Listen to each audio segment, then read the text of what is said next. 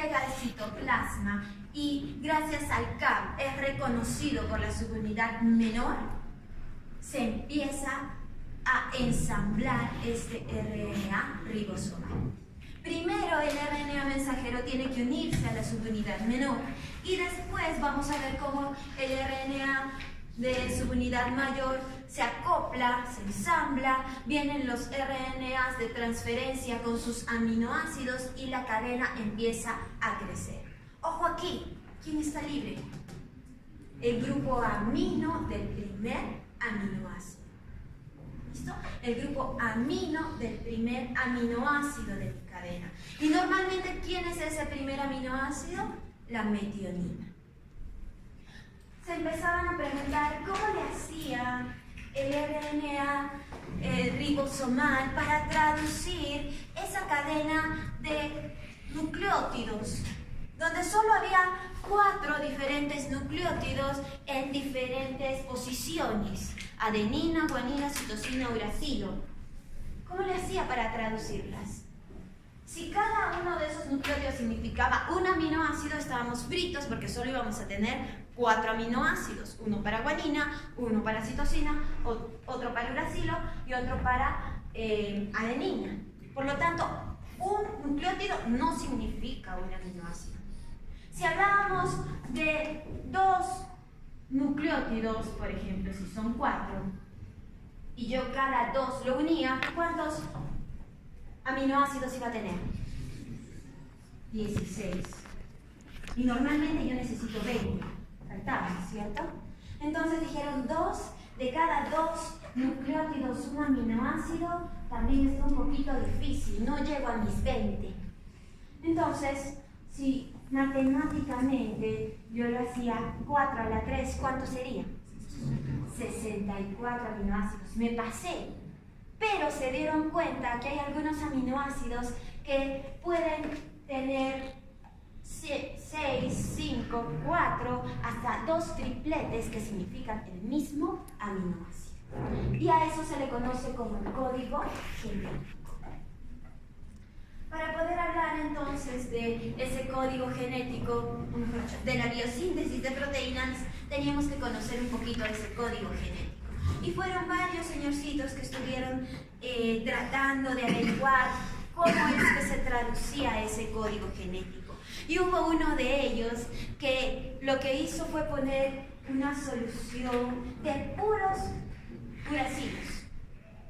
Y se dieron cuenta que sintetizaba un aminoácido. Cuando se unen 3 uracilos hay un código, un triplete de UUU, significa fenilalanina.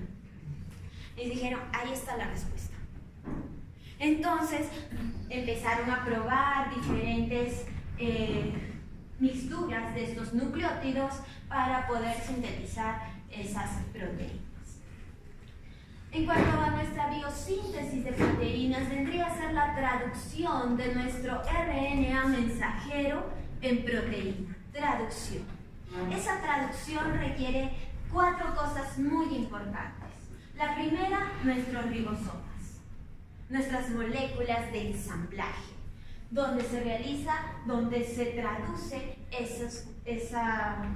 ese RNA mensajero. Obviamente necesitamos el mensaje, que es traído por el RNA mensajero desde el núcleo hasta los ribosomas. Por otro lado, necesito el RNA de transferencia, que tiene que venir cargado, que tiene que aportar nuestros aminoácidos. Si no está el aminoácido que necesito, no puede continuarse la síntesis de la proteína. Y por último, pues los aminoácidos que van a formar parte de la cadena polipeptídica. 4 sustancias, componentes importantes en la biosíntesis de proteínas.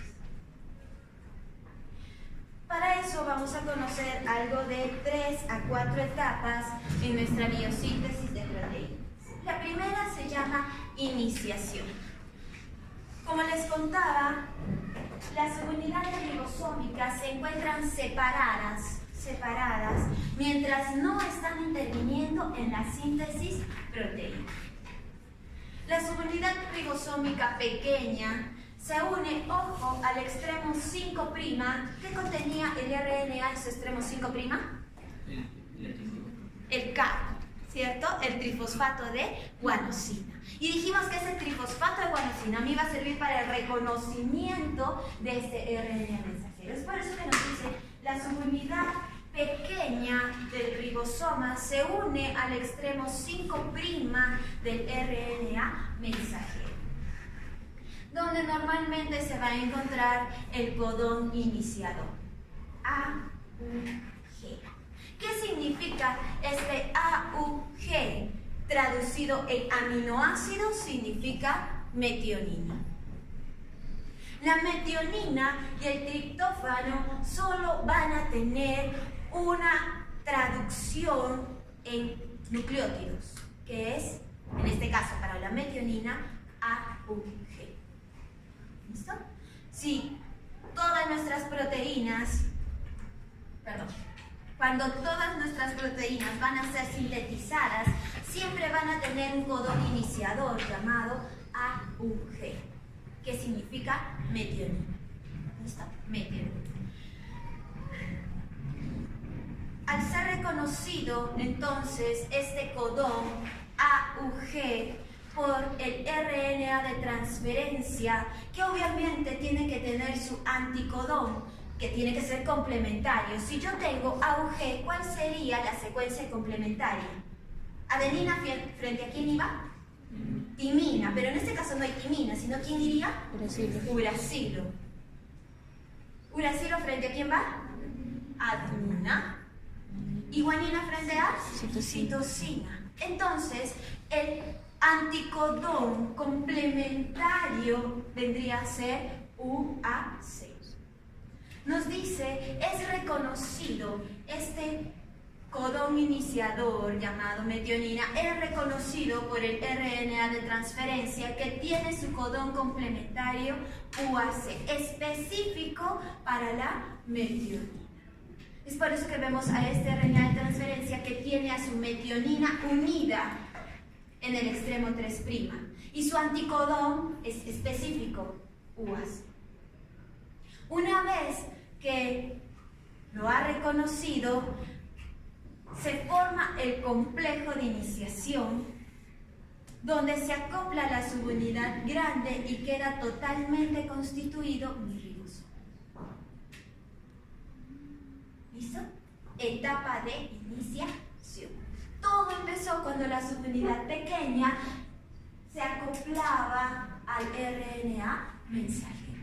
Luego viene mi tRNA de transferencia con el anticodón complementario para la metionina, se une, llega a la subunidad mayor y empieza la síntesis proteica.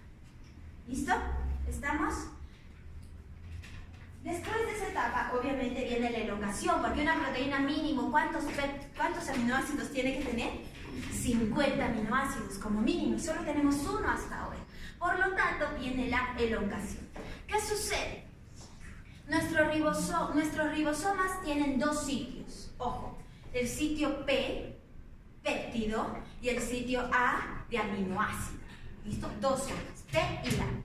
Nos mencionan, pues, que el lugar P, peptidil, al que se une el primer RNA de transferencia, el de la metionina, y el lugar A, el aminoácido, que es donde se encuentra desocupado al inicio y al cual van a ir llegando los RNAs que van a traer cada uno de los aminoácidos complementarios al RNA mensajero. Esos dos lugares son importantes. Y una vez que mi mensaje vaya siendo leído, entonces van a ir llegando los RNAs de transferencia para colocar el aminoácido correspondiente. Pero señores, ¿cómo le hace entonces para formar el enlace peptídico? Lo vamos a ver.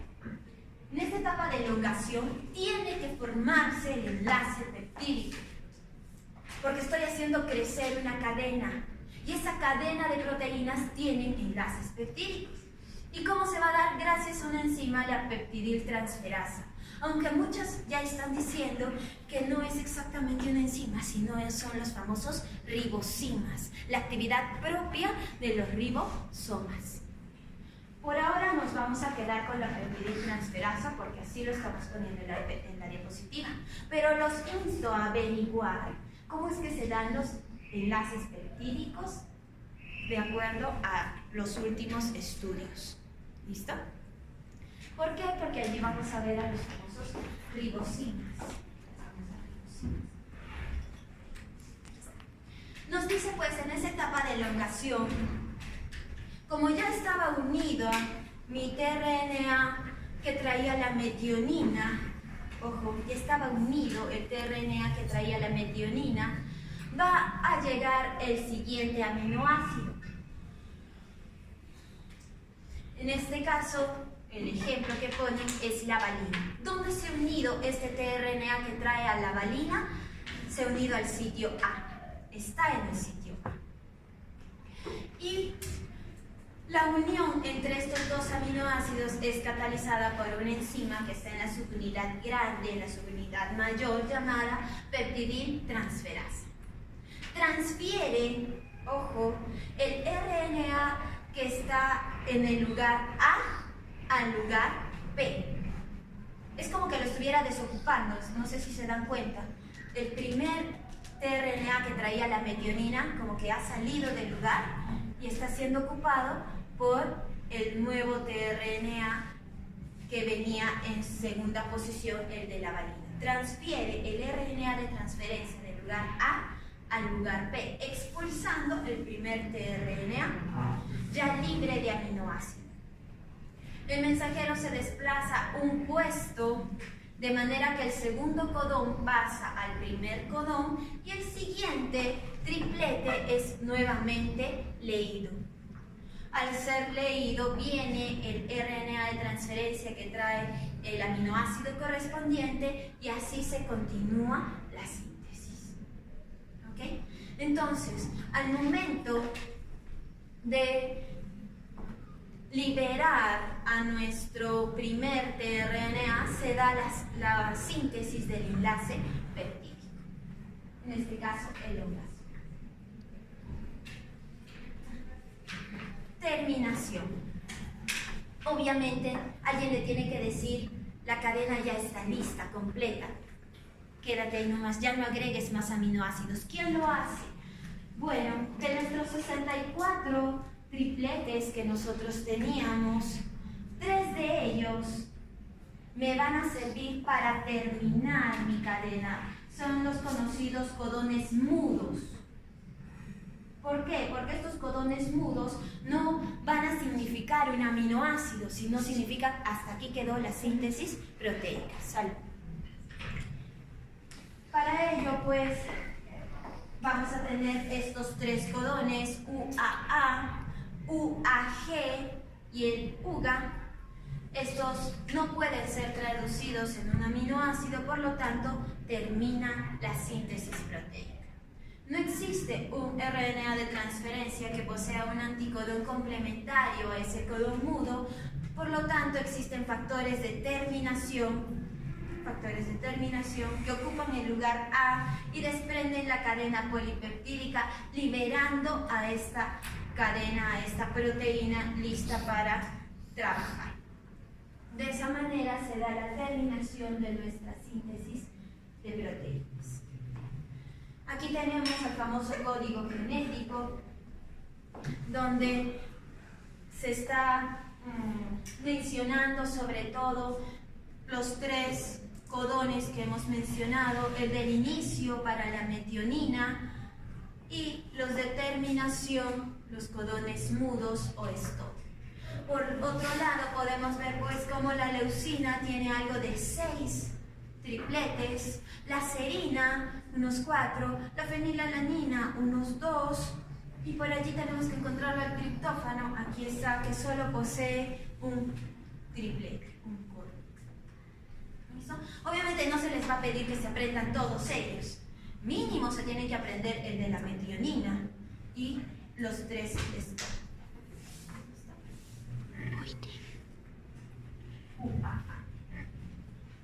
En cuanto a nuestro DNA o nuestros ácidos nucleicos pueden ser hidrolizados. Y en la práctica hemos visto cómo hidrolizar químicamente a nuestro DNA. Cuando nuestro DNA es puesto en un medio muy ácido con un pH menor a 3, este fácilmente pierde a las bases púricas. Es por eso que en la reacción de Dichet nosotros veíamos cómo en presencia de ácido sulfúrico, ácido acético y la fenilalanina podíamos determinar a la desoxirribosa. ¿Pero por qué? Porque nuestro DNA, o mejor dicho, el enlace N-beta glicosídico era hidrolizado, roto, por lo tanto se liberaba la base púrica y me quedaba un DNA apurínico. De la misma manera, en presencia del carbazol, se rompían los enlaces N-beta glicosídicos unidos a las bases pirimidínicas y era un DNA apirimidínico, sin bases pirimidínicas. Nos dice que pHs alcalinos son los que van a hidrolizar sobre todo al RNA por la presencia del grupo hidroxilo en el carbono 2. Sin embargo, en nuestras células, donde no hay esos cambios de pH, lo que sucede es una hidrólisis enzimática. Tenemos dos tipos de enzimas, unas exonucleasas que van a cortar en los extremos, ya sea 5' o 3', o las endonucleasas que van a generar cortes en el interior de la cadena. ¿Qué tipo de cortes van a tener estas enzimas? Una muy conocida, sobre todo la que está presente en el veneno de serpiente, es una enzima fosfodiesterasa. Si habla de una enzima fosfodiesterasa, ¿qué tipo de enlaces está rompiendo? Fosfodiéster. Está separando a nuestros nucleótidos. Y dice pues que es exonucleasa y que puede trabajar sobre el DNA o el RNA, pero ojo, solo por el extremo 3. Ella solo va a romper por el extremo 3. Y de esa manera va a degradar a nuestros ácidos nucleicos. Otra fosfodiesterasa presente en el vaso puede trabajar, pero sobre todo en el extremo 5. Por otro lado, vamos a tener fosfodiesterasas de la E. coli, 4 fosfodiesterasas, las cuales empiezan por el extremo 3'.